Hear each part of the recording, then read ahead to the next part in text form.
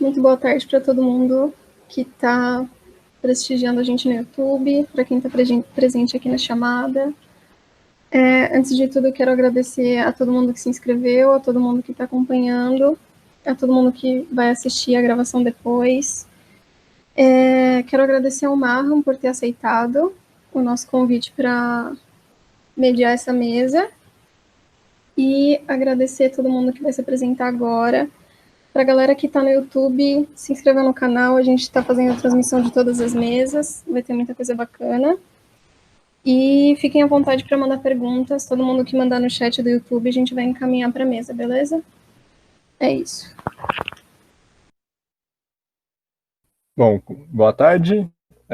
Obrigado, Cafio, pelo convite de mediar essa mesa. Eu fico feliz de ter sido convidado e de poder ter aceitado. Hoje a mesa é de ética e a gente vai ter 3 trabalhos. Primeiro apresentado pelo Gabriel Marucci e pelo Alex Bispo, chamado Fura a Quarentena São Moralmente Responsáveis. Depois a gente vai ter uma apresentação da Marília com o Gesiel, chamado, preciso achar aqui que...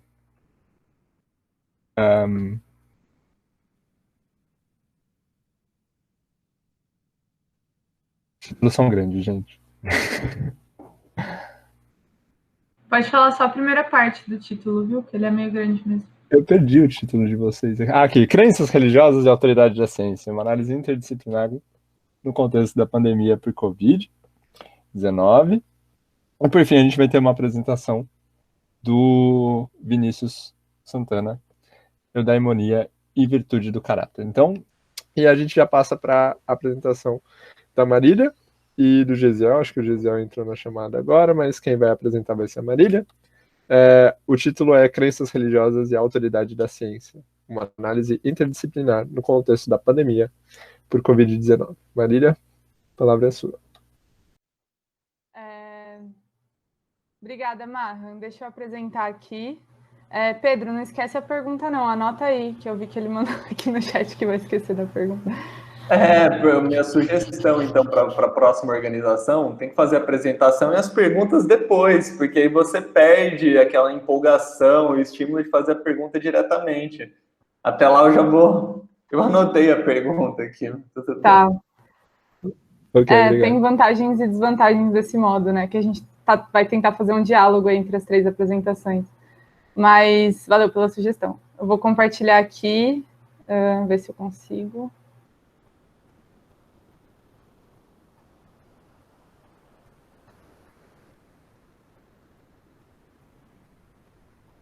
Apareceu?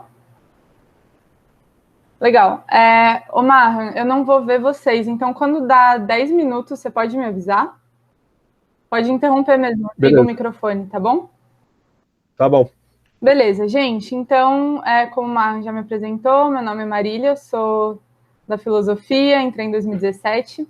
Essa apresentação, ela é baseada em um artigo que eu escrevi com um amigo, que é o Gesiel Borges da Silva, que está aí, eu acho, na chamada agora.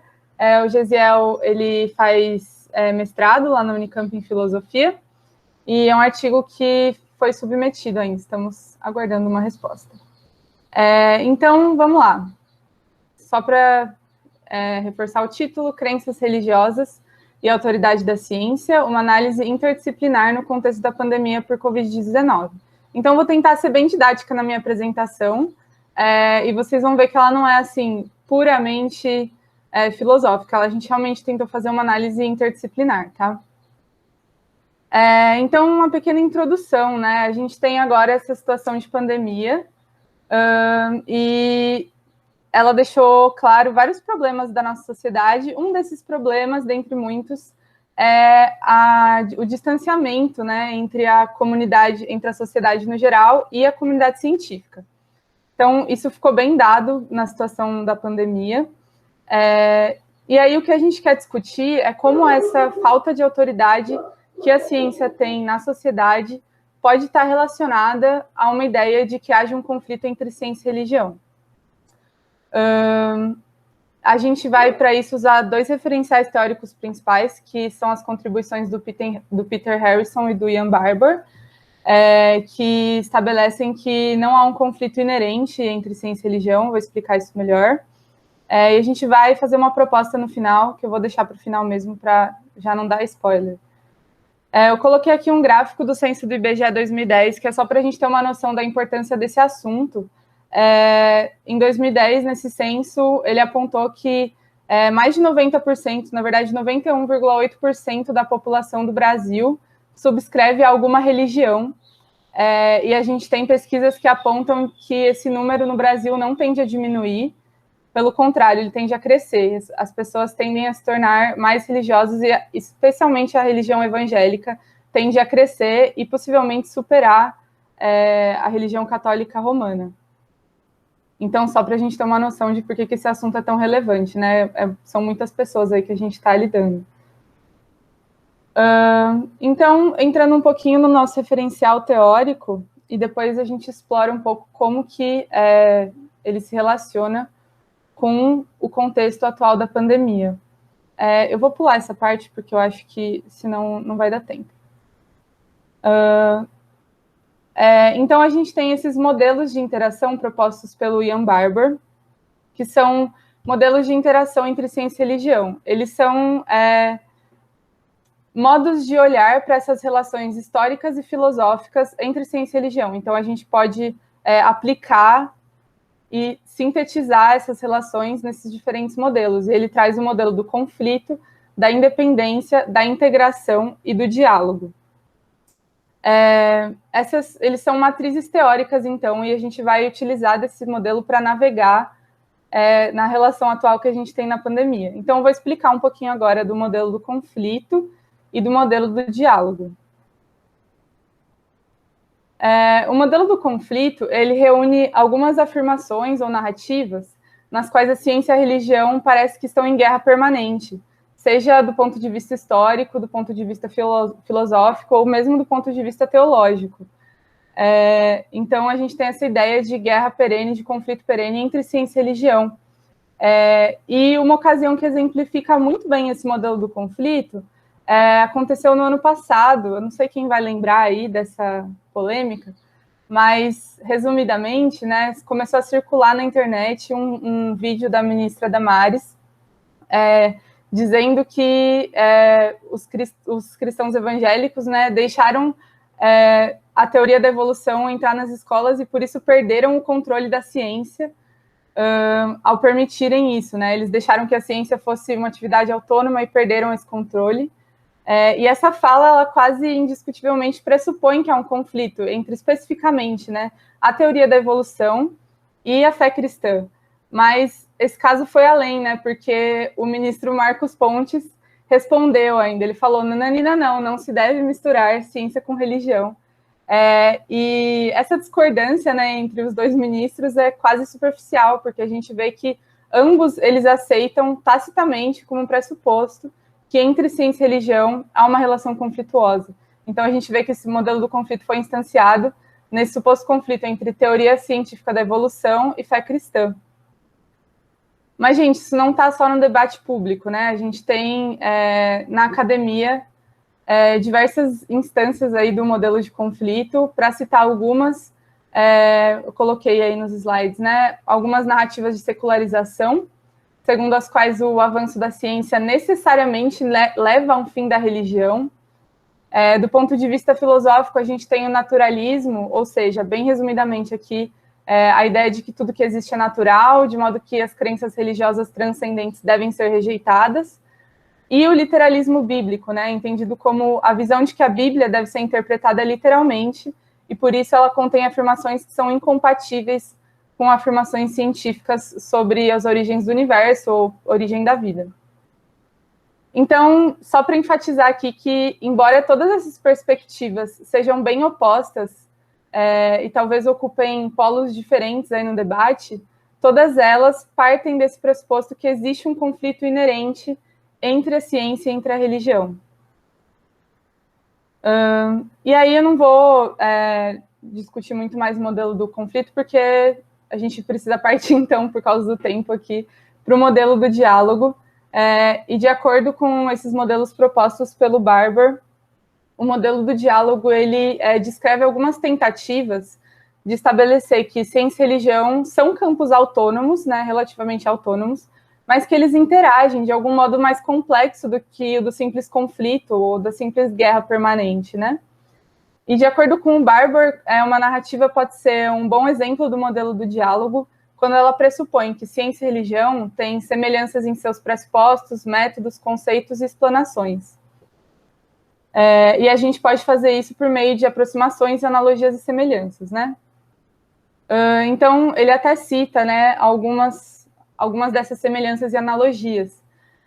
Então, ele cita que tanto ciência quanto religião são atividades comunitárias que se baseiam em testemunhos, que formulam teorias interpretativas internas, que tanto ciência como religião têm objetos distintos, mas são objetos complementares, né, sendo a realidade natural o objeto da ciência e integração entre o natural e não natural o objeto da religião, e que ambas têm por finalidade a busca da verdade, sejam verdades científicas ou verdades religiosas.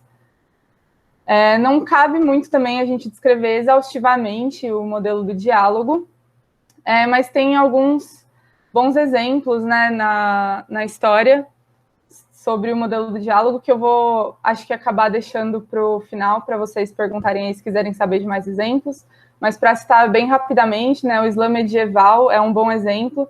Primeiro observatório astronômico criado em Bagdá por astrônomos muçulmanos, né, que desejavam aumentar o conhecimento dos céus.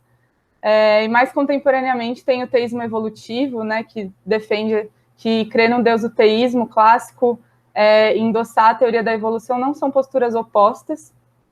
Coloquei aí um livro que fala um pouco sobre isso como referência, mas não vou também ser exaustiva aqui nesse ponto, né?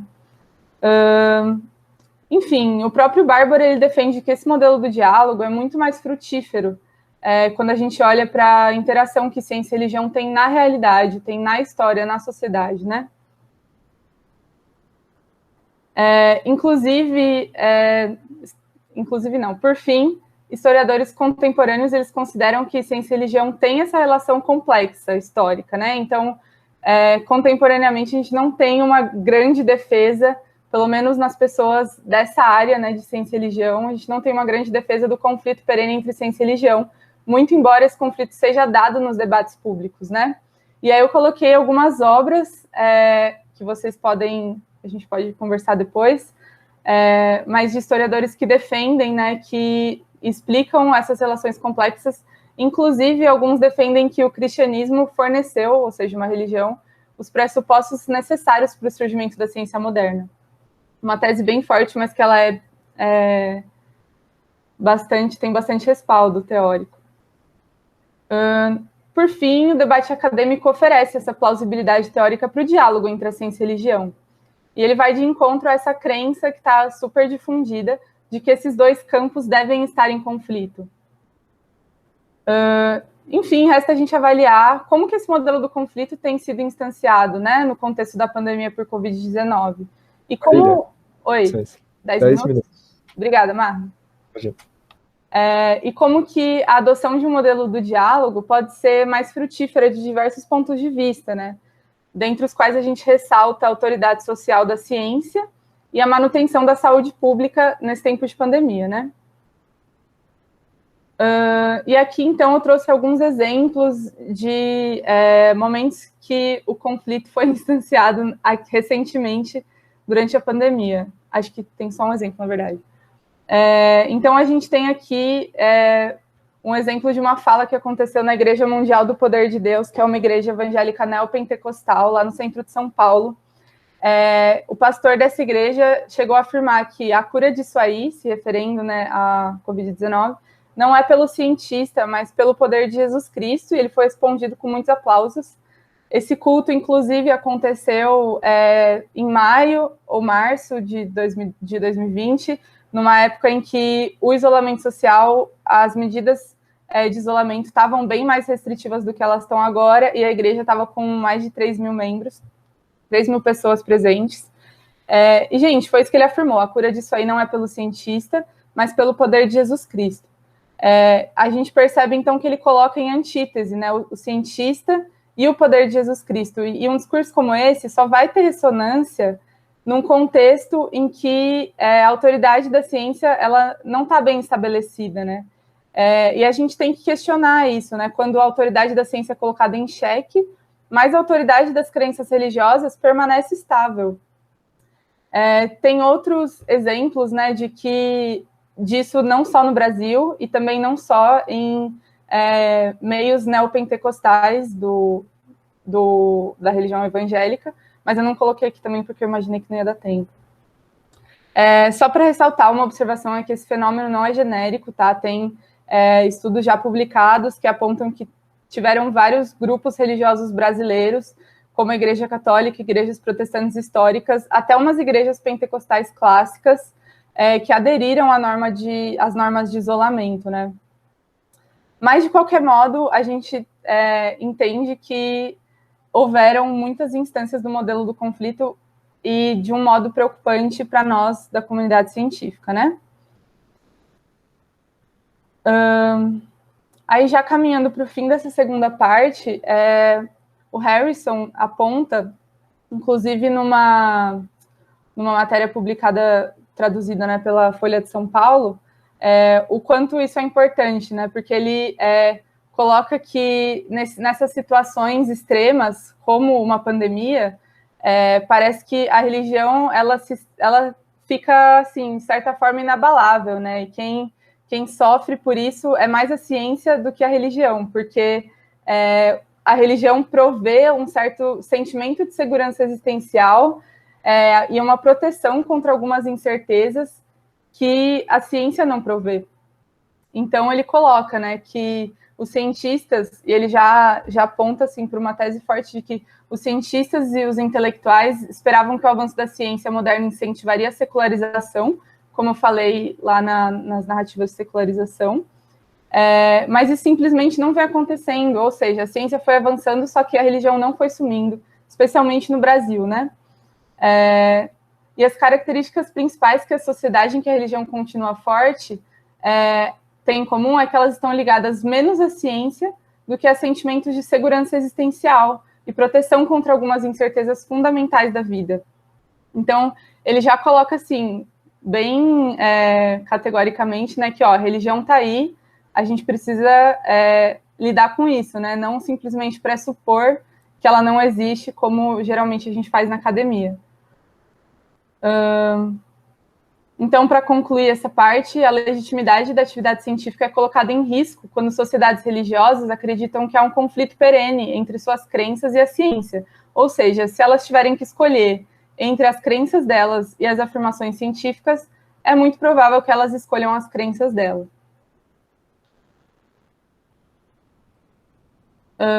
Então, o nosso diagnóstico, que a gente chegou à conclusão no artigo, é que o questionamento quanto à autoridade da ciência é apenas mais uma instância do modelo de conflito entre ciência e religião. Esse modelo, né, quando ele é propagado ou endossado, ele cria essa atmosfera de desconfiança com relação à ciência e coloca em xeque a autoridade e legitimidade da ciência nesses ambientes religiosos, que não são poucos, né? Mas beleza, então, já está acabando meu tempo aqui, que eu estou contando no cronômetro, então já indo para as possíveis respostas, né? A gente entendeu, então, que existe esse modelo do conflito entre ciência e religião que está pressuposto academicamente, no senso comum acadêmico, né? Mas ele também está pressuposto no debate público, e isso é muito prejudicial, especialmente em tempos de pandemia, só fazendo essa pequena recapitulação. E aí, o que nós, enquanto comunidade científica, podemos fazer quanto a isso, né? Então, diante dessa análise, a gente propõe que estabelecer um diálogo público entre cientistas e religiosos é fundamental, inclusive já está um pouco, passou da hora, e que não basta a gente fornecer educação científica, embora isso seja extremamente necessário, mas é preciso fazer um trabalho de convencer que a ciência não é necessariamente incompatível com a religião. É preciso defender a ciência como um bem comum a ser preservado, e como um bem que tem autoridade dentro da sua própria esfera de atuação. Em tempo de pandemia, aceitar que a ciência e a religião não são incompatíveis, não é só uma questão intelectual, mas pode ser uma questão de preservação da saúde, preservação da vida. Então, sabendo que em tempos de pandemia, a autoridade da ciência é essencial para a proteção da saúde pública, desenvolver e endossar modelos do diálogo se torna uma tarefa urgente. Então, essa contribuição, ela levanta um desafio para nós, né? Especialmente agora, nesse evento que a gente está tendo da quinzena de pesquisa em filosofia, a gente coloca esse desafio para nós, enquanto filósofos em formação, professores em formação. Só que a gente reconhece que estabelecer esse diálogo não é fácil. A gente estava na palestra hoje de manhã falando sobre como é difícil levar a filosofia para fora do âmbito acadêmico. E esse desafio fica mais difícil ainda, parece, quando a parte que está fora do âmbito acadêmico tem uma característica específica, que é o fato de ser uma comunidade religiosa. Então, a gente concorda que isso inclui uma mudança de cultura, né? Tanto por parte dos religiosos, quanto por parte dos cientistas. Mas é por essa razão que os educadores e divulgadores científicos, movimentos políticos e entidades que buscam articular esse diálogo têm um papel essencial. E, finalmente, a gente entende que isso é responsabilidade da comunidade acadêmica em geral, que deve ser o protagonista, né, da preservação da ciência como um bem comum a todos os setores da sociedade. E eu coloquei esse todos em itálico, porque quando a gente fala dos setores da sociedade, a gente não pensa exatamente nos recortes do público com o qual a gente está lidando. Então, por isso que essa contribuição vem trazer esse recorte específico, muito presente no Brasil, que é o recorte da religião, né? E a gente vê, como eu tentei mostrar um pouquinho, brevemente, que o debate acadêmico contemporâneo dá respaldo para a adoção de um modelo do diálogo. Então, essa é a nossa contribuição. Aqui no final eu coloquei algumas bibliografias que a gente usou. E muito obrigada por me ouvirem. Obrigado, Marília. Deu tempo, né? É um tempo bom. E agora eu passo a palavra para o Vinícius Santana, com a apresentação Eudaimonia e Virtude do Caráter. Novamente, perguntas. Se vocês quiserem já deixar as perguntas no chat, quem tiver, e ao final da palestra do Vinícius eu posso repassar. Se vocês quiserem esperar também para fazer as perguntas, não tem problema. Vinícius, tudo certinho? Vai ter apresentação? Vai ter alguma coisa? Beleza. Então, está aberta a palavra. Primeiro, boa tarde, gente. Boa tarde a todos que assistem a gente. Gostaria de agradecer a organização da mesa. É muito importante agora, nesse cenário de pandemia, a gente voltar com a atividade filosófica e encarar a internet como um veículo que a gente pode promover a divulgação filosófica. Bom, eu não preparei a apresentação, primeiro porque eu sou um tiozão de internet. Acho que não dá nem para falar tiozão, porque tem o Ulisses aqui, ele é formado em computação, ele é bem mais velho que eu. Mas, enfim, eu não fiz uma apresentação porque ler Aristóteles para algumas pessoas, grande parte delas, para mim também foi assim, é uma tarefa um pouco espinhosa e talvez eu colocando vários slides com passagens do texto aristotélico pudesse confundir alguns com o que eu estou apresentando e o que o Aristóteles está escrevendo. Mas vamos lá. O meu ponto aqui, a minha intenção é mostrar a relação entre virtude e eudaimonia, certo? A eudaimonia aí é um termo grego utilizado pelo Aristóteles, que geralmente é traduzido como felicidade, mas essa tradução oferece alguns problemas de interpretação, de entendimento, uma vez que a gente pode entender a felicidade, em linhas bem gerais, como um estado subjetivo momentâneo, certo? Então, isso já me leva à primeira consideração que eu tenho a fazer sobre a tradução do termo eudaimonia. O que o Aristóteles visava responder era uma coisa mais longa, certo? Era uma coisa mais duradoura.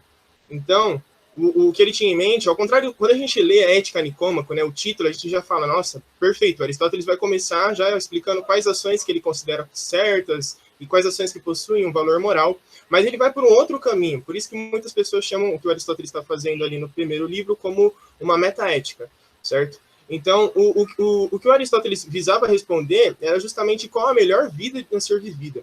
Por isso que a tradução de eudaimonia, eu opto por não traduzir ela e manter a transliteração para tentar captar esse sentido que o Aristóteles está querendo oferecer sobre o termo, perfeito? Então, a tradução, e isso me leva à segunda consideração que eu tenho a fazer sobre a tradução do termo como felicidade, porque isso oferece um problema justamente da compreensão da eudaimonia e pode causar alguns estranhamentos do tipo, nossa, mas isso é contraintuitivo, não me parece que a felicidade seja essa tal como Aristóteles expõe. Perfeito? Então, o que eu vou fazer de um primeiro momento? Eu vou defender uma interpretação inclusiva da eudemonia, certo? O que significa entender a eudemonia como um fim inclusivo? Significa entendê-la como um fim que abarca outros fins, certo? Imaginem a eudemonia como um conjuntão, e dentro desse conjuntão, certo? Que por si só já é um fim, que segundo Aristóteles é o fim último. Então, todas as nossas ações visam a eudaimonia, todas as nossas ações visam a vida plena, se vocês quiserem, se ficar de mais fácil entendimento.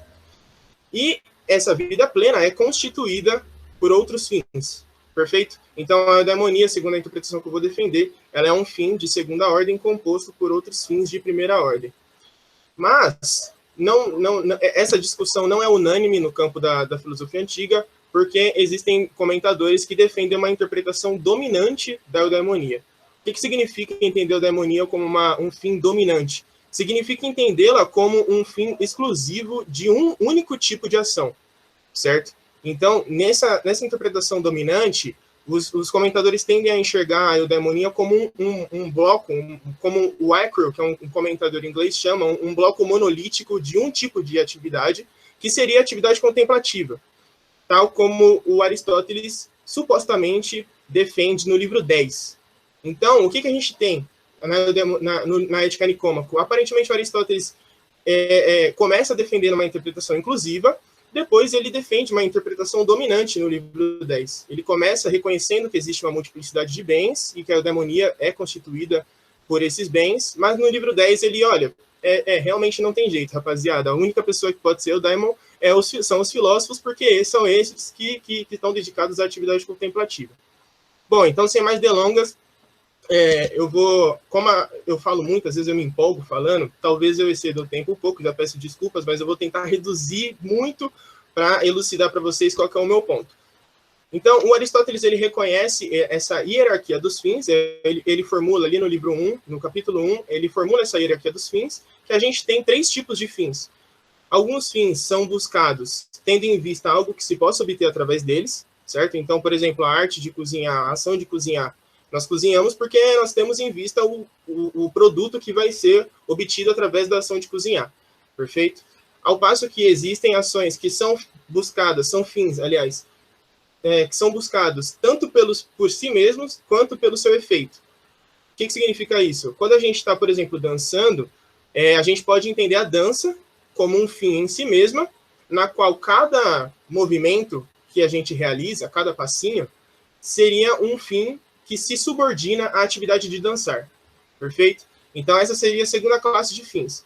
E a terceira classe de fins, para o Aristóteles, são aqueles fins que são desejados sempre por si mesmos, que, para o Aristóteles, é a eudaimonia. A eudaimonia é aquele fim último, ou sumo bem, porque o Aristóteles assume a equivalência entre fim último e sumo bem. A eudaimonia, então, seria esse fim último que é sempre desejado tendo em vista ele mesmo, e nunca outra coisa. Por quê? Porque para Aristóteles, como ele vai colocar no livro 7, depois que ele analisa os tipos de vida e refuta os tipos de vida que poderiam ser considerados como eudaimonia, né?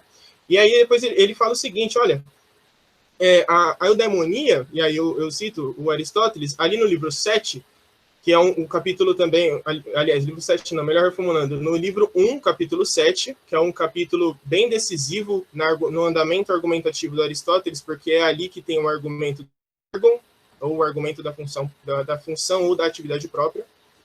E ele diz o seguinte, a eudaimonia é o bem mais completo, absoluto. Por quê? Porque a eudaimonia sempre é desejada tendo em vista ela mesma. Ela sempre é desejada por ela mesma e não tendo em vista algum efeito que se possa obter através dela. Porque isso não faz nem sentido. Para Aristóteles, faz sentido a gente perguntar para uma pessoa, você deseja a saúde por quê? É bem razoável que a pessoa responda, eu desejo a saúde para ficar bem, para conseguir fazer minhas atividades. Agora, para Aristóteles, não faz nem sentido você perguntar, por que você deseja a vida plena? Essa é uma pergunta que para Aristóteles não faz sentido, porque a eudaimonia, ela se encontra no topo da hierarquia dos fins, certo? E por isso que todas as nossas ações têm em vista a eudaimonia, certo? Então, Aristóteles, ele, nesse capítulo 7, ele elenca as 3 propriedades que ele considera as propriedades fundamentais da eudaimonia, que são justamente essa primeira que eu elenquei, que é a eudaimonia como bem mais completo. Quando erro meu, eu comecei já a expor e não fiz essa consideração. O Aristóteles, ele assume a equivalência entre bem e fim. Então, a eudaimonia, ela é o sumo bem e o fim último. Eu vou usar esses termos aqui como intercambiáveis. Então, a segunda propriedade da eudaimonia é a de ser autossuficiente, porque a autossuficiência é aquilo que torna a vida desejável e carente de nada. Então, o eudaimon, ele tem a vida dele por si só já é desejável, certo? Essa segunda propriedade, ela é também decisiva, né? Essa noção de autossuficiência, a autarqueia, ela é decisiva também para a gente compreender como que se dá a relação de bens dentro da eudaimonia. E a terceira, que eu considero uma das mais importantes, se não a mais, é que a eudaimonia não é contada entre os bens. Por que o Aristóteles diz isso? A gente pode entender essa afirmação do Aristóteles de 2 maneiras. Ou o Aristóteles está falando que a eudaimonia não pode ser contada dentre os outros bens, ou que ela não deve ser contada dentre os outros bens. Se a gente entender que ela não pode, o que o Aristóteles estaria fazendo aqui seria uma proibição lógica, certo? Ela não tem como, é impossível a eudaimonia ser contada dentre os outros bens.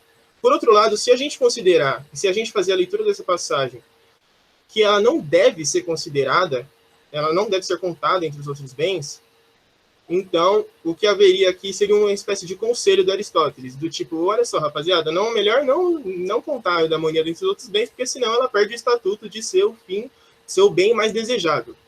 Perfeito? Então, como eu leio essa passagem? Eu interpreto que o Aristóteles está fazendo uma proibição lógica mesmo, certo? Assim como o Zingano, no artigo dele, o Marco Zingano, um comentador de Aristóteles, assim como o Zingano defende na eudaimonia bem supremo, ele diz o seguinte, olha, o que há uma proibição lógica do Aristóteles, porque não faz sentido a gente colocar a eudaimonia, a categoria da eudaimonia, de ser um bem de segunda ordem, junto com os outros bens de primeira ordem. Porque isso seria cair numa espécie de falácia lógica de tomar a classe como um de seus bens. Imagina a seguinte situação, para elucidar o que eu estou querendo dizer, é o seguinte, imagina que você vai no mercado e sua mãe fala, filho, traz alimentos para casa. Beleza, perfeito. E aí ela coloca nessa lista banana, maçã, arroz, feijão. E aí no final da lista você vê que está lá escrito alimentos. De primeiro momento, eu acho que qualquer pessoa estranharia, né? Tipo assim, mano, como assim? A mãe devia estar bêbada quando ele escreveu isso daqui. Não faz nenhum sentido. E é justamente esse o ponto. Não faz sentido considerar a eudaimonia dentre os outros bens, porque a eudaimonia é justamente esse conjunto de bens, perfeito? O que isso implica? Isso implica, claro, assumir a eudaimonia como um bem inclusivo, por isso que eu defendo aqui uma interpretação inclusiva da eudaimonia, mas não de todos os bens. O Eccles, que é o comentador que eu tinha citado no começo, ele defende uma tese maximalista inclusiva da eudaimonia. O que isso significa? Segundo o Eccles, ele diz o seguinte, olha, a eudaimonia é o bem, é o melhor dentre todos os bens, porque ela não é um bem, ela é todos os bens. Da mesma maneira que bacon e ovo e leite é melhor do que ou bacon, ou ovo, ou leite. E aí, isso me parece um exagero, claro, porque se você colocar uma das consequências que essa tese defendida pelo Eccles tem, é que se você incluir todos os bens dentro da eudaimonia, então a eudaimonia é inatingível, certo? Seria impossível uma pessoa dentro do seu período de vida, sei lá, agora é 80 anos, mas na época de Aristóteles imaginaria que fosse, não sei, se a pessoa fosse sortuda e não fosse para a guerra, o que era bem pouco provável, talvez uns 35. Dentro de 35 anos é quase impossível uma pessoa ter todos os bens dentro da sua vida.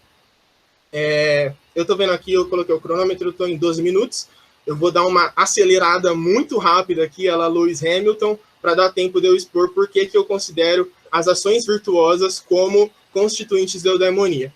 Perfeito? Então, Aristóteles, depois dele elencar essas propriedades, ele desenvolve o argumento do ergon, que é o argumento central para ele relacionar a noção de virtude com a noção de eudaimonia. E o Aristóteles diz o seguinte: mas dizer que a eudaimonia é o sumo bem talvez pareça uma banalidade, e falta ainda explicar mais claramente o que ela seja.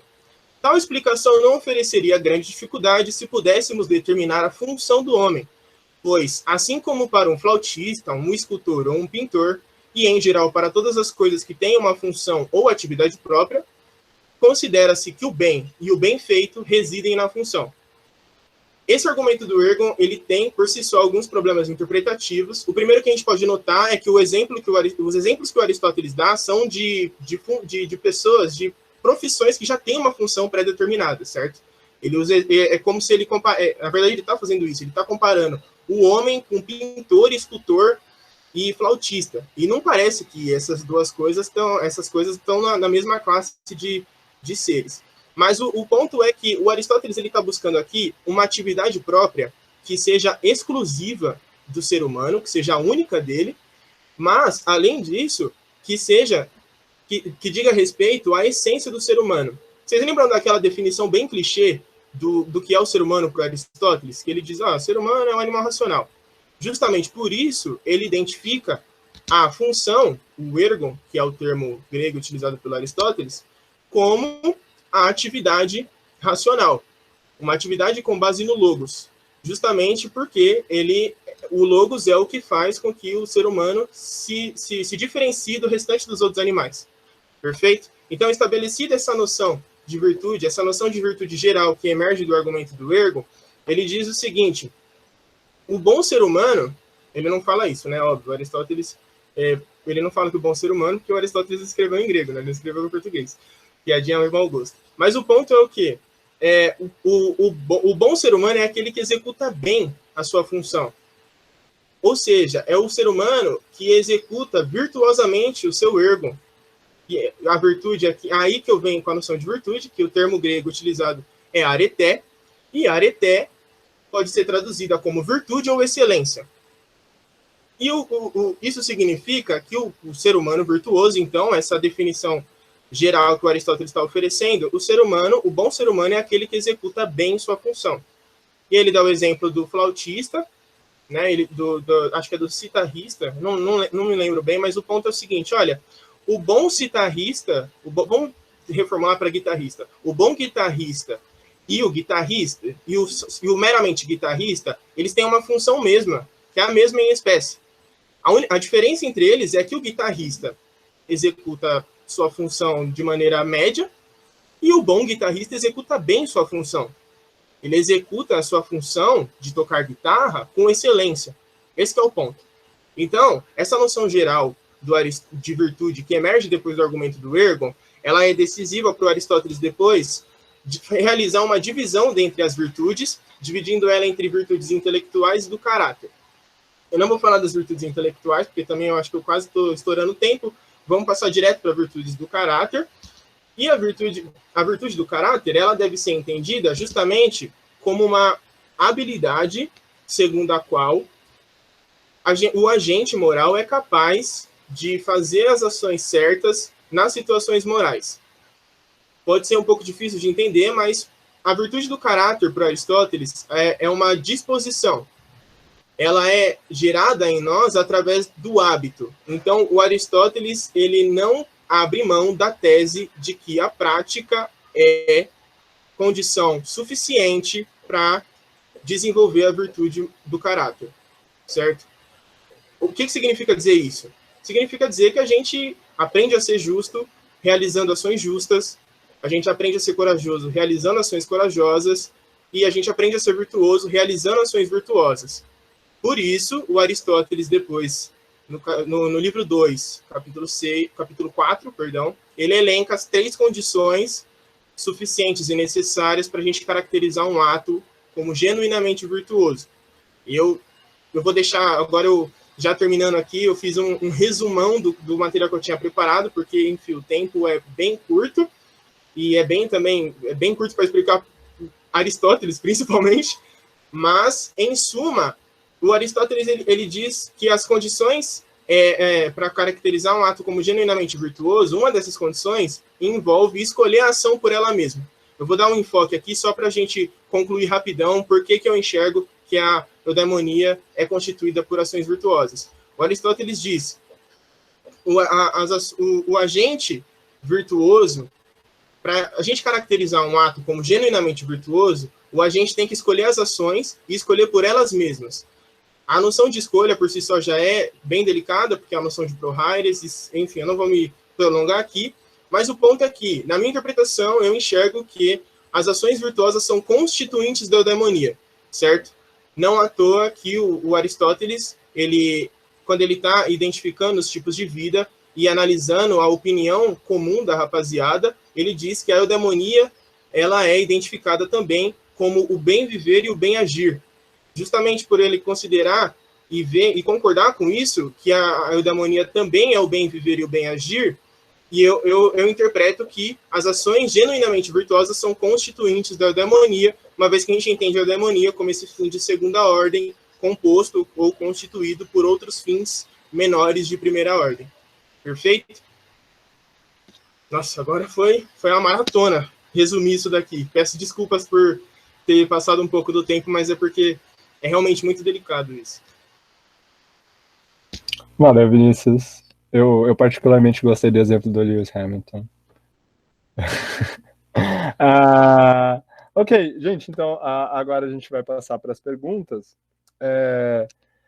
Antes de eu passar para o Pedro, que já tinha sinalizado que queria fazer uma pergunta, eu gostaria de sinalizar para o Alex outra pergunta, se teria como disponibilizar o texto do concurso. Foi um pedido que veio do YouTube.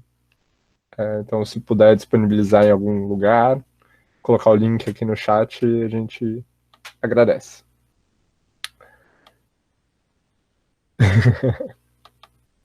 Pior que não foi.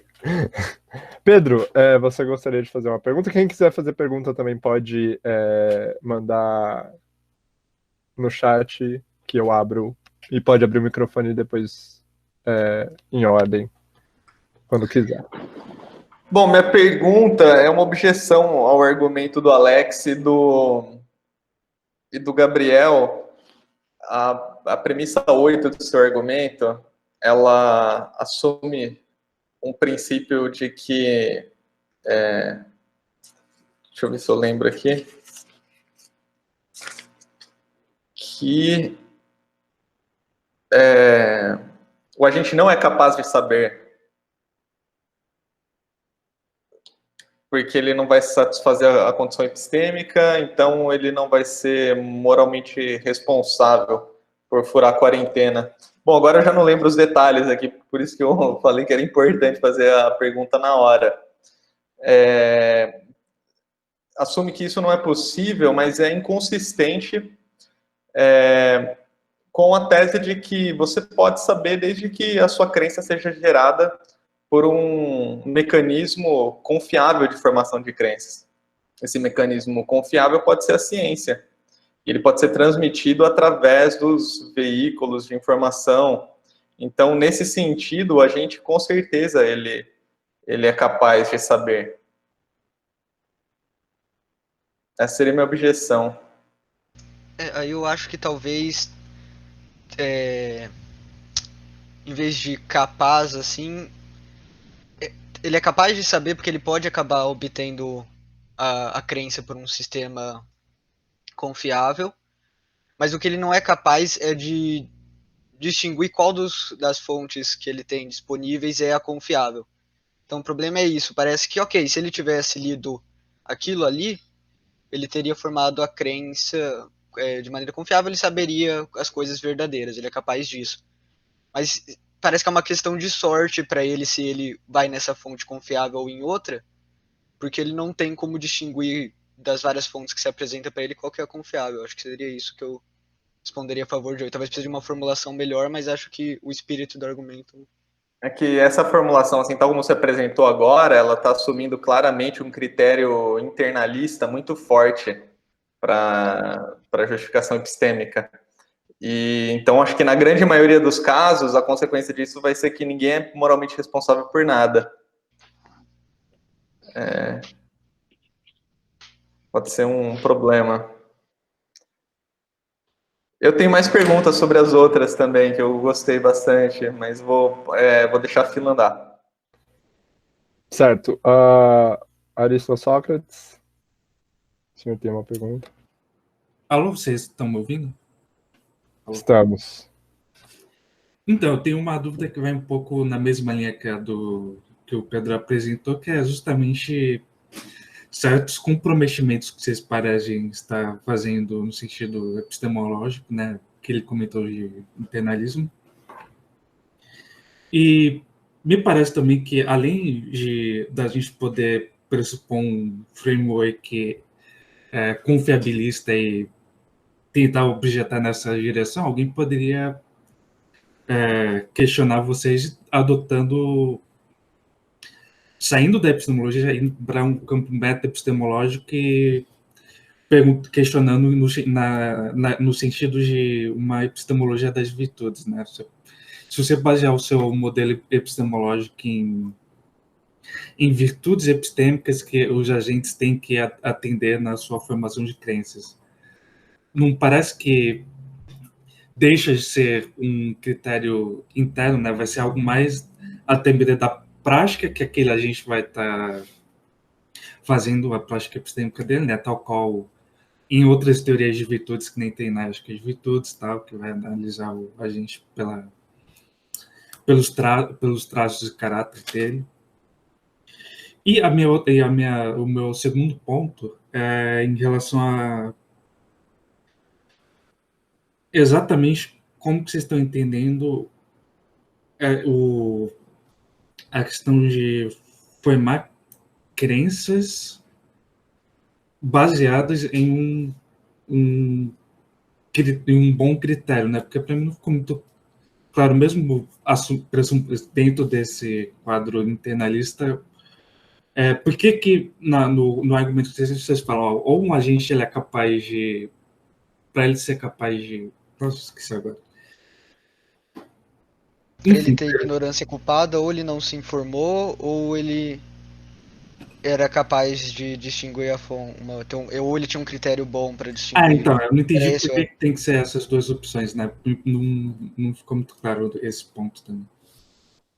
Enfim, é só isso. A objeção de vocês querem que eu repita a pergunta? Não sei. Quer que eu responda, Alex? Você complementa alguma coisa? Tem gente que usa epistemologia das virtudes para falar sobre responsabilidade moral nessa parte da condição epistêmica. Aí, pelo que eu li, o que essas pessoas aceitam é o seguinte: olha, você vai ter uma ignorância culpada se você tá tendo algum vício epistêmico na sua formação de crença. Então, você formou crenças, elas são falsas, mas é culpa sua isso porque você teve um vício epistêmico quando você formou essa crença. Eu não entendo tanto de epistemologia das virtudes ainda, né, porque eu tenho um mini curso sobre isso. Mas o que eu defenderia nosso argumento falando, olha, o Márcio não está tendo um vício epistêmico, assim, ele fez o melhor que a gente podia exigir dele se tratando de formação de crença. Ele foi lá, se informou, leu várias coisas, só que o que acontece é que as coisas que tem disponível para ele é cheia de conspiração, é difícil saber o que é verdade ou não. Então ele não teve nenhum vício epistêmico na formação de crença dele, e por isso ele não tem ignorância culposa.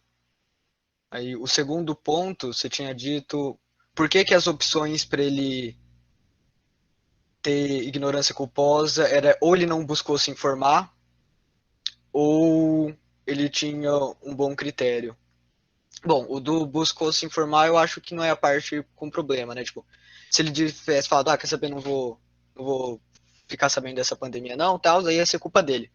A parte do bom critério é o seguinte, olha, a gente já assumiu que ele foi procurar se informar. De que modo ele poderia ter feito algo errado na busca, algo que torna ele culpado nessa busca de informação para ele? Ele não fez tão bem quanto ele deveria ter feito. E ele Ele buscou se informar, mas ele poderia ter feito de um jeito melhor, ele era capaz de fazer de um jeito melhor, e decidiu não fazer.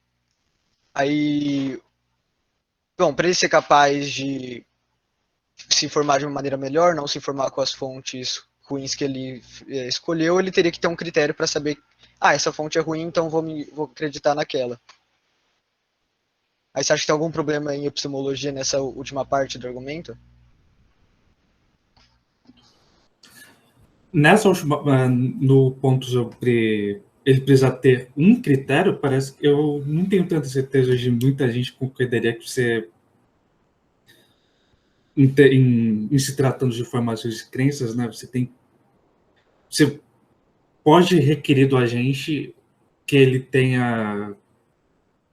ativamente tenha consciência de que ele está seguindo exatamente um critério, né, que vocês colocam que deveria ser amplamente acessível talvez e conhecível para as pessoas, né? Parece que isso fosse não reflete como os agentes formam crenças e constroem conhecimento, etc. Parece ser uma linha que algumas pessoas seguem contra essa tentativa de se fixar muito em critérios. E você acha que seria mais plausível se fosse procedimento? Assim, ele precisaria ter um procedimento, que aí pode envolver várias coisas, quando ele está buscando se formar, e esse procedimento tem que permitir que ele forme as crenças corretas com uma certa frequência, assim. Não pode ser que, ele tem um procedimento, às vezes ele acerta, às vezes ele erra, tem que ser fácil de aplicar. Então talvez mudar o termo. Sim.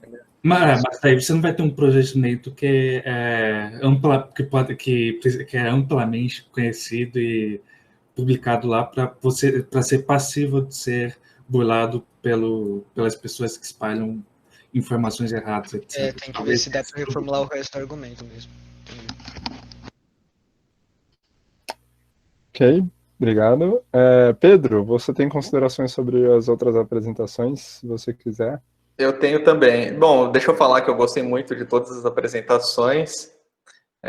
Ficou muito, muito bom mesmo. Claro que seria legal ficar discutindo até o final de semana, né? Mas não vai dar. Marília e Gesiel, minha pergunta para vocês é a seguinte, uma preocupação que eu tive, eu concordo com a ideia e com o modelo proposto por vocês de que fé e razão devem andar lado a lado. E essa é uma ideia antiga. Tomás de Aquino já defendia a consistência entre fé e razão. E ele também não pensava que fé era crendice. Fé envolvia justificação também, racional. Mas a minha pergunta diz respeito, então, a seguinte consideração. Se você aceita o modelo proposto por vocês, em que fé é consistente com razão, então parece que não é mais do domínio da religião dizer coisas a respeito de questões factuais. Então, não é do domínio da religião dizer se o universo tem tantos anos, ao invés de Y anos, ou é objeto da razão o quê? Então, é objeto da religião o quê? Então, assim, na verdade, tem duas questões. A primeiro a religião pode dizer alguma coisa sobre questões factuais ou isso vai ser só de domínio da ciência? Questões empíricas, né, factuais. Em segundo lugar, se não é do domínio da religião, então o que é o domínio da religião no modelo de vocês?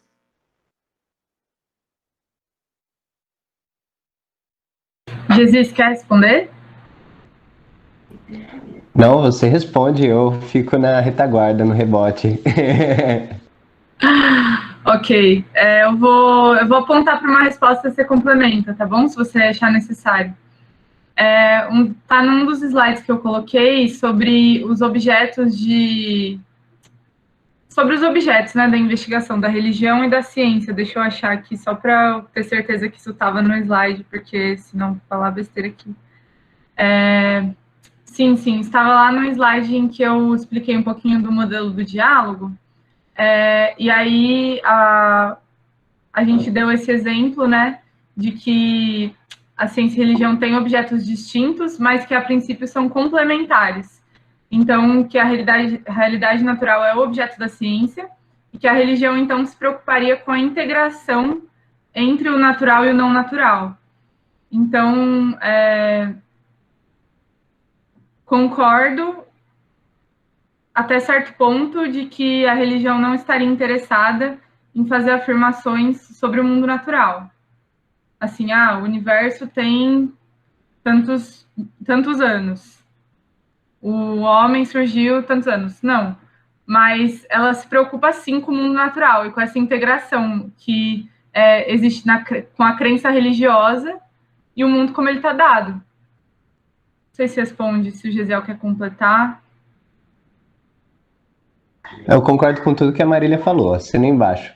Eu só queria problematizar, Pedro, pegar a granada e voltar para você, né? Porque falar de questões factuais, mesmo em termos de ciência, existe um debate grande em filosofia da ciência sobre quanto a ciência fala sobre realmente questões factuais, que é o debate realismo antirrealismo,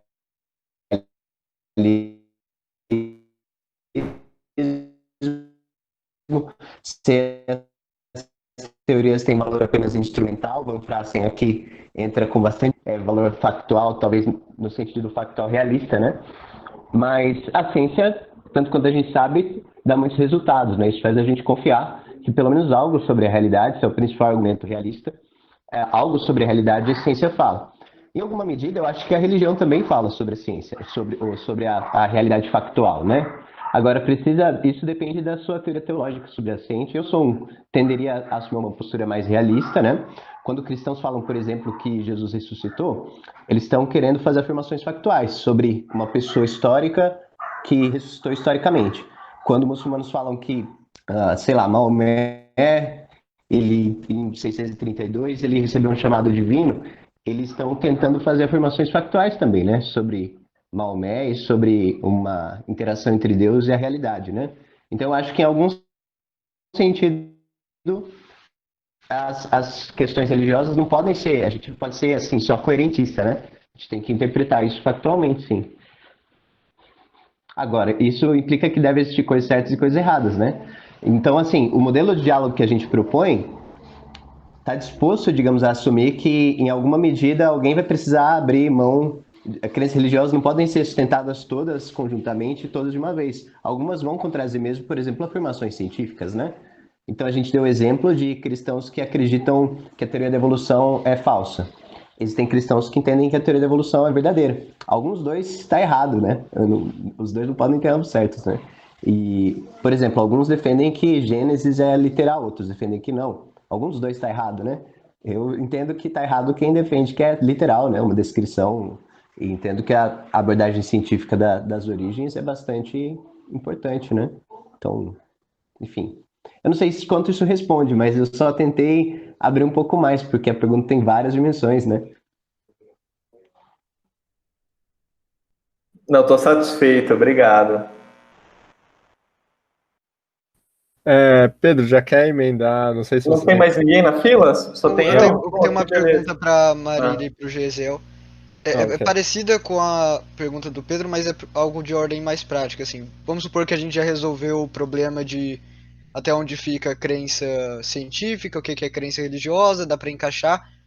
Mas aí, eu pensando assim, é que eu não manjo muito de religião, mas será que a grande parte dos religiosos ficaria satisfeito em crer só nas crenças religiosas que as religiões dão para ele? Porque eu penso assim, minha mãe foi curada porque tomou um antibiótico, ou minha mãe foi curada porque eu orei? Eu não sei se isso entraria em choque, mas suponha que sim. Aí parece que a maioria não, alguma boa parte, talvez, de religiosos ainda não aceitaria um diálogo em geral, que ainda preferia um conflito nesse caso, assim.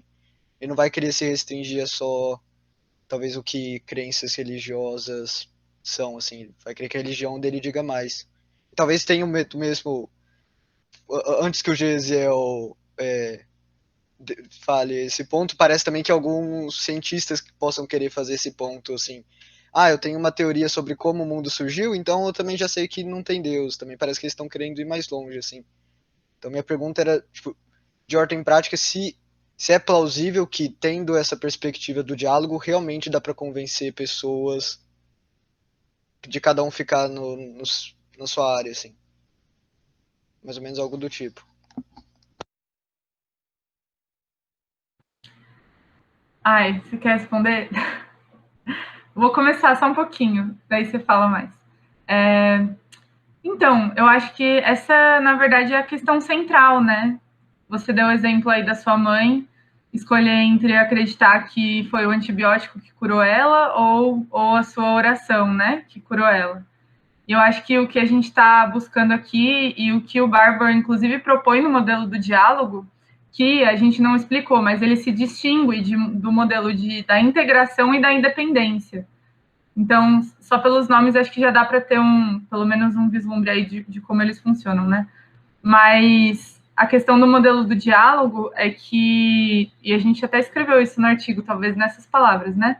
É que talvez a sua mãe não precise escolher entre acreditar, né, que ela foi curada pelo antibiótico ou pela sua oração. Então, obviamente que você citou esse exemplo já dando uma religião cristã, provavelmente, né, pensando em oração.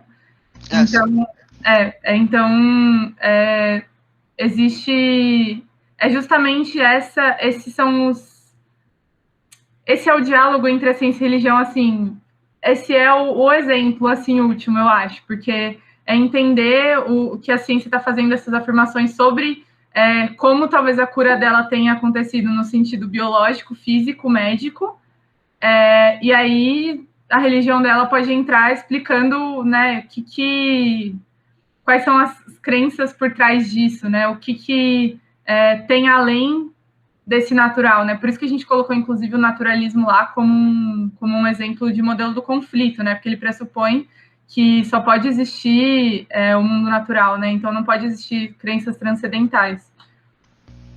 Enfim, isso que eu pensei. Então, só deixa eu, antes do Gesiel complementar. Então, naquele caso, por exemplo, que vocês deram do pastor falando, a cura não vai vir pelo cientista, vai vir por Jesus Cristo. Então, talvez a solução do diálogo é o seguinte, olha, a gente precisa da cura do cientista, mas ainda tem, além de tudo que o cientista vai fazer, tem um papel para onde a religião vai entrar como a gente entende o que está acontecendo no mundo, algo assim.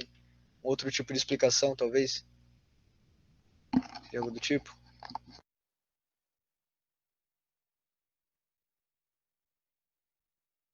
Pode falar, Marília. Eu tô. Não, só ia falar que é mais ou menos isso mesmo. Que não são, Sim, não são opostos. Não são causas opostas. sim, e o Gabriel e o Pedro fizeram boas considerações. Eu acho que são coisas boas para se pensar, né? E nesse debate, para a gente ir muito longe, né? Mas o ponto nosso era mais de defender, né, Marília? Marília apresentou muito bem essa defesa de que, assim, de um ponto de vista até um pouco pragmático, a gente poderia chamar assim de um argumento prático, né? Pragmático, em defesa enfim, do estabelecimento de um diálogo mais efetivo, mesmo que você não entenda que as religiões são factuais e tudo mais, ainda elas ocupam uma posição muito importante, né? Então é importante dialogar com elas, sim, e a gente precisa fazer isso, às vezes, por uma questão de prudência pública, né? É claro que aí já entraria muito no campo de política, a gente não quer muito misturar com isso, senão aí fica realmente um trabalho muito, enfim, um trabalho muito maior do que o que a gente quer, né? A gente quer só argumentar por essa necessidade. Ok. Fernanda, eu só vou passar para o Vinícius, porque já foram feitas perguntas para os Vinícius, já foram feitas 2 perguntas para cada uma das palestras anteriores, aí para dividir igual. Pedro, você tem alguma consideração sobre a palestra do Vinícius? E aí eu passo para o Fernando. Eu não tenho nenhuma objeção à apresentação do Vinícius, eu tenho uma dúvida de esclarecimento mesmo. Vinícius, você tinha dado uma caracterização interessante do termo eudaimonia, e você disse que era um bem mais completo, autossuficiente, e ele não era contado entre os bens. Me lembrou muito uma analogia com a teoria de conjuntos, onde os conjuntos são distintos dos seus membros. Mas eu queria que você falasse como que... Tem uma tensão aqui que eu não entendi direito. Por um lado, a eudaimonia é o bem mais completo, e por outro lado, ela não é um bem. Então, o bem mais completo não é um bem. Assim, porque é claro que eles têm que ter propriedades distintas. Assim, a eudaimonia tem uma propriedade distinta das coisas que fazem parte da eudaimonia. Então, os membros do conjunto têm uma propriedade φ, onde o próprio conjunto não tem essa propriedade φ. E como que é? Sim, entendi sua dúvida. É porque, justamente, por isso que eu fiz a ressalva da eudaimonia ser um fim de segunda ordem. E aí ela ser constituída por outros fins menores. Ela é um bem, é porque o que permite o Aristóteles fazer essa troca entre fim último e sumo bem, talvez isso pode ter causado uma confusão, é porque no início da ética ele começa com a afirmação de que toda ação e toda escolha, assim como toda arte e toda investigação, tem em vista um fim, e por isso foi dito com muito acerto que o fim é aquilo a que todas as coisas tendem. O que o Aristóteles está fazendo nessa afirmação ele deixa por pressuposto que todos... Ele parece concordar com uma tese que o Sócrates ele defende no Mênon, ali no diálogo com o Mênon sobre se a virtude é ensinável, e aí ele faz aquele recuo, se a virtude, o que é a virtude, e aí, acho que, se eu não me engano, é na segunda tentativa de definição da virtude, o Mênon diz o seguinte: a virtude é a capacidade de escolher o bem e conseguir alcançá-lo. E aí o Sócrates ele faz a refutação por partes, ele refuta a primeira parte da definição e depois a segunda. Quando ele refuta a primeira parte da definição, que é essa virtude, é a capacidade de desejar o bem, ele diz, olha, não faz sentido a gente colocar a virtude como a capacidade de desejar o bem, porque todo mundo, em alguma medida, deseja o bem. Não me parece que alguém vai escolher alguma ação que vá prejudicar ela posteriormente. Esse é o ponto do Aristóteles. O Aristóteles ele parece concordar com essa tese socrática, porque isso também envolve uma discussão de como o bem se apresenta para o agente moral, mas o agente moral, ele tem a finalidade da ação é tida como um bem para o agente moral, mesmo que depois essa ação cause prejuízos a ele. Por exemplo, se eu vou sair para dar um rolê com um parceiro e tal, e eu falo, não, vou colocar um traje elegante, vou sair hoje na estica. A gente diz assim, vulgarmente hoje entre os jovens, é na estica, vou sair na estica. E aí você escolhe uma roupa ali, você fala, não, essa daqui me parece que tá de acordo, assim, você vai ali para uma balada, você fala, não, vou com esse traje aqui porque tá de acordo, é apropriado para o lugar que eu vou. E aí você vai para uma balada, só que, sei lá, no dia você acordou meio louco, assim, você teve uma palestra sobre Descartes, sonhos, e aí você não sabia que você achou que estava sonhando, e você falou, não, então eu vou avacalhar e vou de carne e gravata para uma balada. Essa sua decisão de você colocar o terno e gravata, ela aparece para você como um bem, antes de você levar a ação a cabo. Mas, depois que você chegou na balada, todo mundo deu risada de você, e, enfim, foi um desastre, aquilo que você imaginou que te causaria algum bem, te causaria algum benefício, mas aquilo te prejudicou, na verdade. Mesmo que isso te cause prejuízos, a finalidade da ação, a saber, de ir para a balada com terno e gravata, ela apareceu para o agente como um bem genuíno. Então, essa equivalência entre finalidade da ação e bem é o que o Aristóteles faz, e por isso que ele faz isso que permite para ele fazer essa troca entre fim último e sumo bem. A eudaimonia é o sumo bem, ela é o fim último. Agora, ela é composta, segundo a minha interpretação inclusiva, né, ela é composta por outros bens de outra classe. A noção, aí que entra a noção de autarqueia. Uma coisa é a gente falar que a eudaimonia é constituída de outros bens, outra coisa é a gente entender qual é a relação que esses bens têm entre si e qual que tem, e se existe uma hierarquia entre os bens, digamos assim. Se atingir algum bem, te aproximaria mais da vida plena do que atingir outros bens.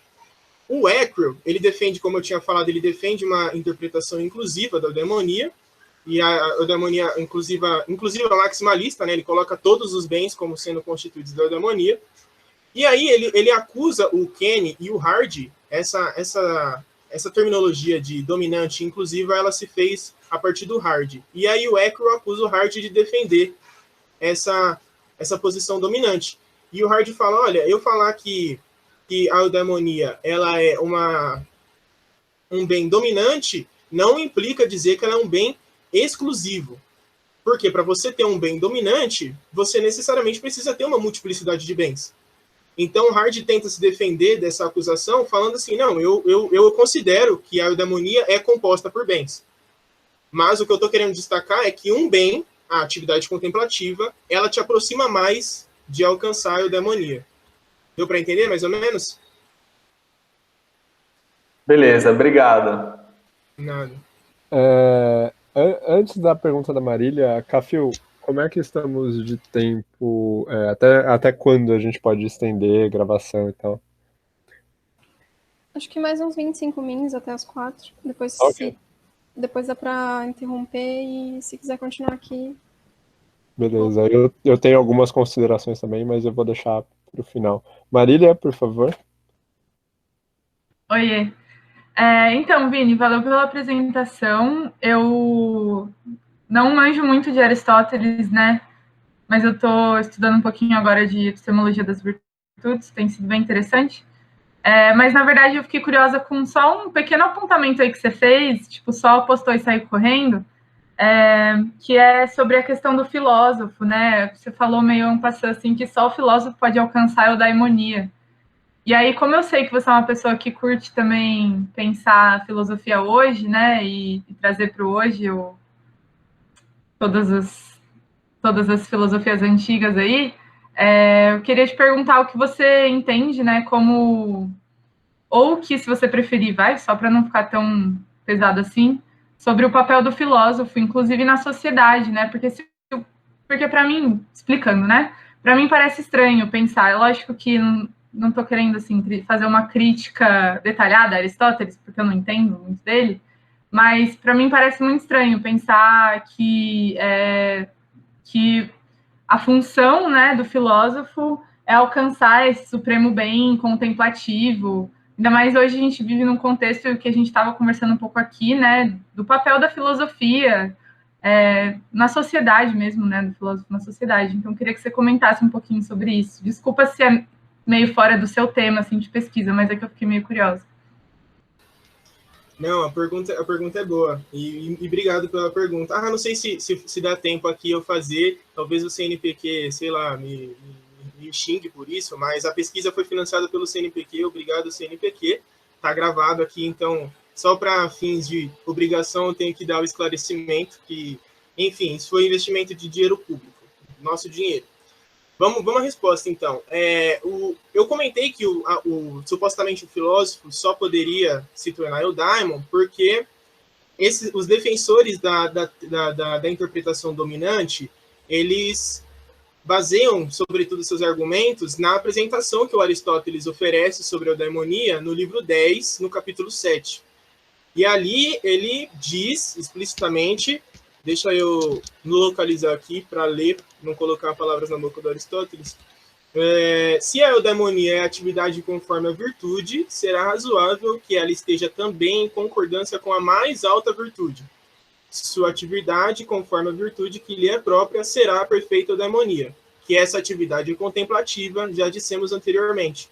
Então, Aristóteles, nesse trecho aqui, ele está explicitamente afirmando que a atividade contemplativa é a eudaimonia.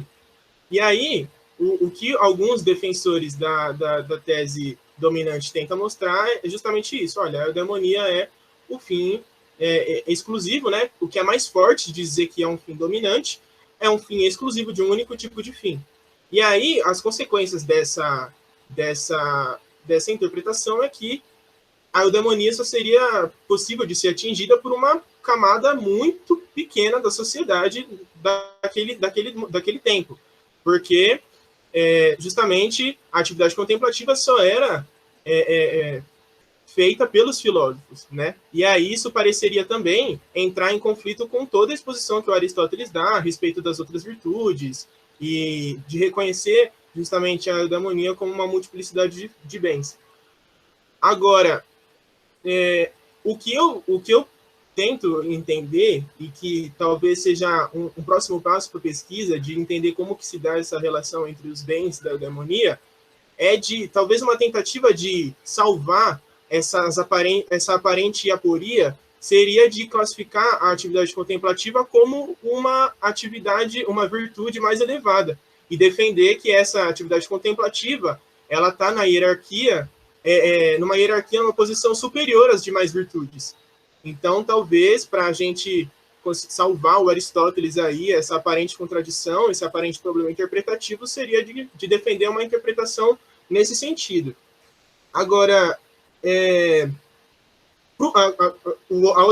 essa outra parte da pergunta, sobre o papel do filósofo agora, eu acho interessante essa pergunta, porque está sendo, eu não sei para vocês, assim, mas para mim, o diálogo sobre filosofia sempre foi muito difícil com outras pessoas que não estudam filosofia. Eu sempre me vi no desafio de explicar, por exemplo, para os meus amigos de o que eu estudo, por que o que eu estudo é relevante para a sociedade como um todo.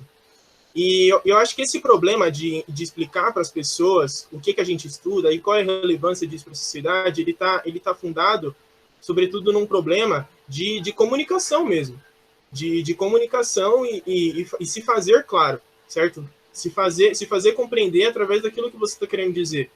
Então, o que eu gosto de fazer não é simplificar o conteúdo filosófico que a gente está fazendo aqui. Eu acho que quando a gente simplifica, a gente acaba subestimando a capacidade intelectual e filosófica daquela parcela da população que não estuda filosofia tal como a gente estuda aqui dentro da universidade. Eu prefiro não simplificar, porque aí é justamente esse ato de subestimar que eu quero evitar, certo? Eu acho que os meus parceiros aqui em Osasco, quando eu troco ideia com eles são tão capazes de entender filosofia quanto a gente, certo? Então, o meu ponto é sempre não enxugar aquilo que o filósofo está falando, algo que a filósofa está falando, mas tentar apresentar isso de uma maneira mais acessível. Isso é justamente isso, não apresentar de uma maneira acessível. Eu acho que não necessariamente implica em simplificar o conteúdo. Eu acho que é possível a gente achar um meio termo aí, à la Aristóteles mesmo, de encontrar a mediania e achar o caminho que é o próprio da divulgação filosófica, para a gente não sofrer ataques e cortes de orçamento com argumentos do tipo, não faz sentido o que eles estão fazendo na academia. Então, o meu primeiro ponto de partida chega até redundante falar, primeiro ponto de partida. O meu ponto de partida é sempre tentar entender com quem eu estou falando. Eu acho que entender com quem você está falando é fundamental para você determinar qual é a linguagem que você vai usar, a forma com que você vai se comunicar. Então, seria mais ou menos nesse sentido que eu penso.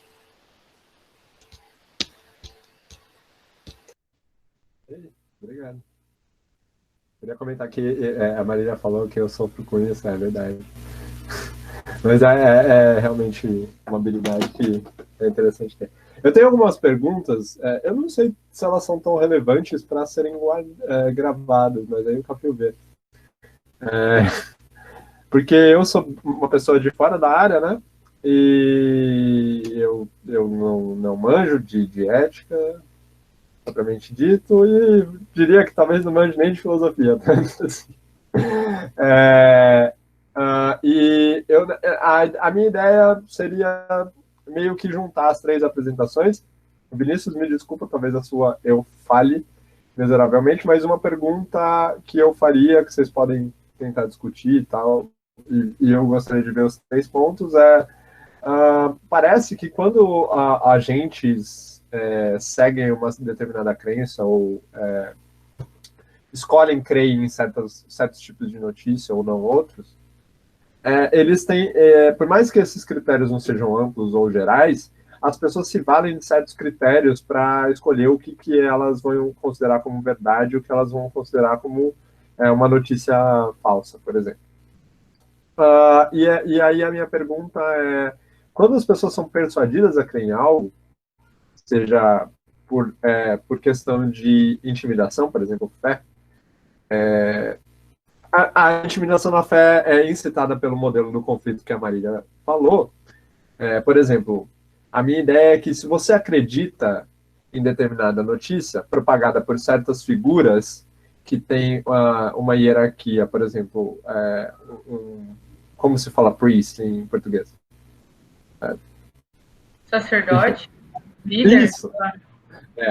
Um sacerdote, parece que as pessoas tendem a ter uma justificação para crer naquilo. E parece que não crer nas ciências, incitado pelo modelo do conflito, seria, então, desacreditar naquilo que você mesmo crê de antemão, né? Você não revisa suas crenças, você simplesmente exclui aquilo que iria contra a crença que você possui de antemão. Aí a pergunta seria mais ou menos, primeiro, para o Alex e para o Marushi. Um agente seria responsável nesse caso, ou não, né? Como vocês enquadrariam essa ideia de você ter algum certo tipo de intimidação, seja pessoal ou externo, né? Interno e externo? Marília, você... o modelo do conflito, você poderia comentar sobre isso, né? Que para mim parece que o modelo do conflito incita você uma negação de uma das partes, né? Quando você acredita em uma, você necessariamente desacredita em outra. Você acredita na ciência, você necessariamente desacredita na religião e vice-versa. E Vinícius, eu acho que para você a ideia seria mais uma questão de virtude, né?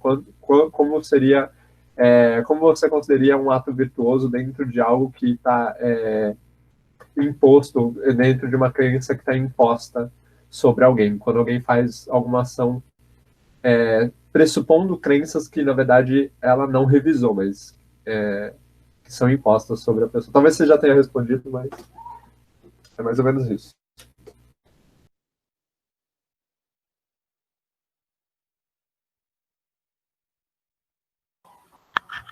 Bem, o Maruti pode complementar qualquer coisa, mas, pelo que eu entendi, você está imaginando a situação de uma pessoa que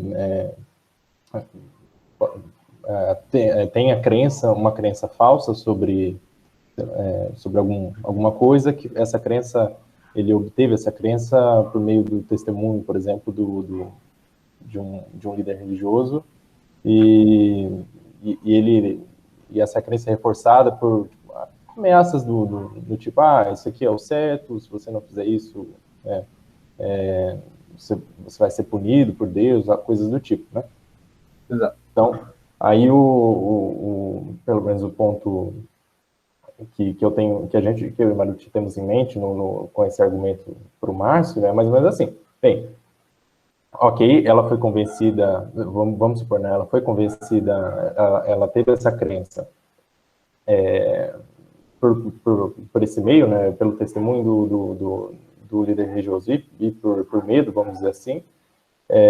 Aparentemente ela não cumpre o critério, a condição epistêmica, né, mas aí ela poderia ser o caso de que ela tem acesso a outros, aí a gente usou a questão esqueci a palavra, mas ela tem meios de verificar, né, se essa crença dela é realmente justificada ou não, né? No caso, se teriam derrotadores para a crença dela, né? Aí o nosso ponto, o meu ponto do Maruti se esse tipo se esse processo de verificação da crença dela for muito difícil de você aplicar, né? Se for inefetivo, né? Aí você não tem como culpar o agente, você não tem como responsabilizar o agente, né? No caso do Márcio, a gente teria dado exemplos se desse tempo, né? Eu pulei essa parte, mas a gente trouxe alguns exemplos, traria alguns exemplos para a apresentação de como pessoas que divulgam notícias falsas burlam os critérios para você verificar a sua crença, né? Por exemplo, o critério, você poderia usar como critério, você só deve acreditar em X se X for corroborado pela palavra de especialistas em X, né? Aí eu tenho exemplos, por exemplo, o Caio Coppola, um jornalista da CNN, ele vai lá ao vivo e traz a palavra de supostos especialistas em medicina, sabe, essas coisas para defender isolamento vertical, para defender cloroquina, né? Então, ele usa o critério, que parece um critério plausível, né? O critério que você crê na palavra dos especialistas, ele traz especialistas para falar, para corroborar crenças falsas, né? Então, por exemplo, o critério esse critério de só acreditar na palavra de especialistas já é um critério difícil para o Márcio usar, né? Então, por isso ele não seria responsável por ações que ele faz baseado nessa crença, né? Porque além dele não não ser moralmente responsável por não se adequar à condição epistêmica, ele faz isso de maneira não culposa. Então, no caso da pessoa que acredita em crenças, por causa do pastor, por causa de medo, se essa comunidade baseada nessa cultura de separação de ciência e fé também coloca várias barreiras para que impeçam o agente de rever suas crenças, né? Aí eu acho que o agente não é moralmente responsável por ações que ele venha a fazer com base nessas crenças. Isso não impede a gente de tomar medidas para que o agente não faça mais ações erradas, né, com base nessas crenças. Mas é mais ou menos nessa linha, né? O Maruti, se quiser reforçar algum ponto, né? Eu acho que o ponto nosso sobre esse tipo de caso seria esse, assim. Parece que todo mundo tem o dever de revisar as próprias crenças, assim, parece ser um dever moral até. Me ensinaram que é ok que a gente mate vacas para se alimentar, mas eu não posso só aceitar isso, porque se no final das contas for errado matar vaca, eu tô fazendo algo muito errado. Mas aí tem a questão de quão difícil é revisar as crenças. Parece que tem um ponto em que fica tão difícil que você não pode mais exigir do agente que ele consiga, assim. Se ele falhar, não foi culpa dele, estava difícil demais. E talvez pessoas em movimento, alguns tipos de grupos religiosos mais extremos ou coisas do tipo, pessoas que se afundaram muito em teoria das conspiração, não dá mais para exigir dela que ela revise as próprias crenças. Acho que era esse o ponto nosso, Kim. A parte da religião foi mais porque eu queria incluir o modelo de conflito da Marisa do GZA. Mas entra terraplanismo, antivax, toda essa... Não utilizarei de adjetivos para descrever. Posso fazer um comentário? Por favor. Eu acho que precisava pensar um pouco com mais calma sobre isso, mas tendo a concordar com o que o Alex falou. Mas eu queria ressaltar uma peculiaridade, assim, do modelo do conflito, que, muitas vezes ele é dado de um modo explícito, né? Como nas teorias da conspiração. Então, a gente tem terraplanismo, próprio movimento antivacina, né? Assim, categoricamente, explicitamente recusa as afirmações científicas ou as recomendações, ou enfim, tudo que pode vir da comunidade científica. Mas eu acho que isso deixa um pouco nebuloso aí essa questão da ignorância culposa, que eu achei um conceito bem interessante, até não conhecia, que muitas vezes o modelo do conflito ele não está explícito, né? Ele está implícito. Um exemplo é a própria fala do Valdemiro que eu peguei, né?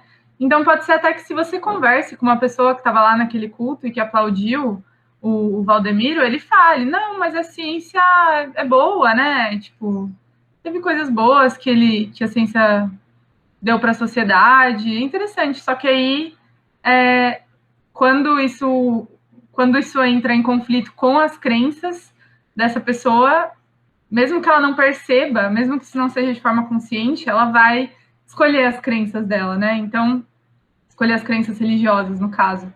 Então, acho que aí que dá a confusão, né? Porque o modelo do conflito está implícito, ele está, assim, subentendido, de algum modo. E quando ele é explicitado, pode ser que ele seja recusado, mas ele precisa primeiro ser explicitado. especialmente nas comunidades religiosas, mas na comunidade acadêmica também, eu acho. Então, é um pouco isso que eu penso. Não sei se respondeu a sua questão, foi mais um comentário, assim, sobre o que o Alex falou. Não, é isso que eu perguntei mesmo. Vinícius, ou Gisele, não sei. Posso só... Não, eu concordo com tudo que a Marília falou, mas eu queria, assim, acho que esse debate ia ir muito longe se eu jogasse aqui uma outra questão, que é a seguinte, para os colegas, né? Por que uma deontologia tão forte, né? Epistemologia, desse modo, né? Então, assim, de que modo você pode dizer que uma pessoa é culpada ou não por assumir uma determinada crença ou pela revisão dela, né? Externalistas iriam, assim, dizer que, por exemplo, você não tem controle voluntário de todas as crenças que você realmente sustenta ou defende ou rejeita, né? Então, essa revisão de crenças é um processo sempre muito complicado quando se coloca nesses termos. Talvez isso tenha ressonância com o que o Pedro falou inicialmente, né? Sobre o internalismo e tal. Então, isso, eu queria deixar meus 5 centavos para essa conversa. Posso, antes da gente continuar, só... A verdade que é um ponto bom do Gisele, porque na verdade eu concordo com ele, assim, de que estritamente a gente não pode exigir do agente que ele realmente mude a crença dele. Porque mudar a crença, eu concordo, é algo meio involuntário e a gente não pode culpar pessoas por esse tipo de coisa. O que a gente pode exigir é algumas ações, tipo, a gente não pode exigir do antivax que ele acredite que vacinas não causam autismo, porque exigiria ele mudar de crença. Mas a gente pode exigir que ele busque se informar, porque buscar se informar é uma ação, e ação é algo que a gente pode exigir de agentes. A gente pode exigir que ele sente a bunda no sofá e fique vendo vários documentários sobre por que antivax está errado. Esse tipo de coisa são exigências plausíveis porque são ações, assim, mas é um ponto bem interessante mesmo, Gisele. Então, legal, muito bom. Obrigado, Gabriel.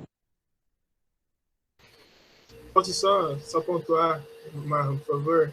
Quando você tinha falado das ações virtuosas, sem dúvida, se o Aristóteles estivesse aqui e estivesse vendo a rapaziada furando a quarentena, assim, sei lá, por não botar fé que existe o corona, pelas palavras de um pastor, sem dúvida ele falaria, não, vocês não estão agindo virtuosamente. Primeiro porque aí a gente entra na discussão de quais são as condições suficientes e necessárias para Aristóteles para a gente considerar a ação virtuosa, né? E essas condições tem algumas delicadezas aí, a gente tem que fazer algumas ressalvas, principalmente porque parece muito forte as condições que o Aristóteles elenca. Ele diz o seguinte, as condições suficientes e necessárias para a gente considerar um ato como genuinamente virtuoso, ele não usa genuinamente, mas ele não usa porque, né, ele falava grego, não falava português, zoeira. Eu não canso dessa piada, rapaziada, foi mal. Eu vi um meme do Notorious Big falando assim, nossa, olha, vocês sabiam que o Notorious Big nunca falou por favor na sua vida?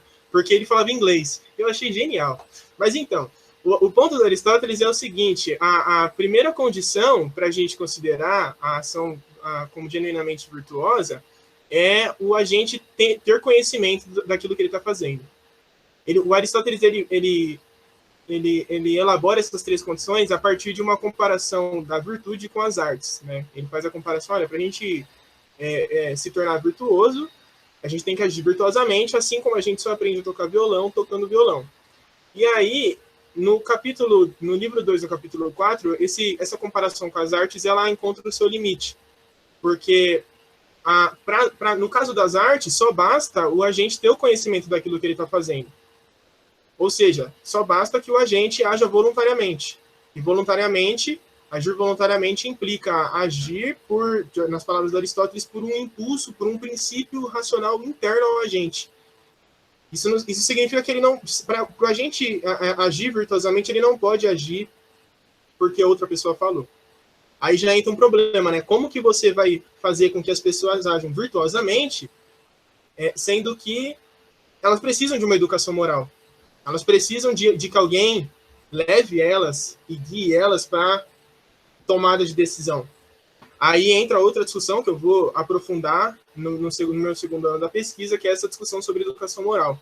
Como que se dá esse processo de educação moral e de formação de caráter. Mas, sem dúvida, suponhamos a situação do Márcio, que nem o Alex falou, vou pegar o nome emprestado, e aí o Márcio é desses olavistas, e aí ele tá indo para a rua e tocando terror só porque ele acredita no que o Olavo de Carvalho falou, e enfim, não existe o corona. Nessa situação, o Aristóteles já falaria de cara, olha, ele não está agindo virtuosamente porque ele não satisfaz nem a primeira condição. Ele não está agindo, ele não está tendo conhecimento. Isso não significa que ele não seja responsável. A noção de responsabilidade para o Aristóteles é muito mais forte do que a gente tem agora. Mas ele não está agindo tendo conhecimento das circunstâncias na qual ele se encontra ao realizar o ato. Talvez por um mau funcionamento da frônesis, que aí é uma virtude intelectual que o Aristóteles diz que, olha, a frônesis ela funciona como o olho da alma. A frônesis, cumpre a frônesis olhar as circunstâncias relevantes na qual a gente se encontra para tomada de decisão.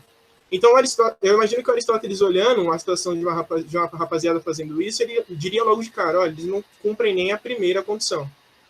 Isso não significa que eles não possam vir a cumpri-la futuramente. Mas que não vai ser também do dia para a noite que eles vão ter conhecimento total e agir virtuosamente nesse sentido. Posso fazer uma pergunta para o Vinícius? Só por conta do tempo, Cafio, a gente pode parar, não sei, a gente pararia a gravação e aí a gente continuaria aqui com a pergunta do Gabriel.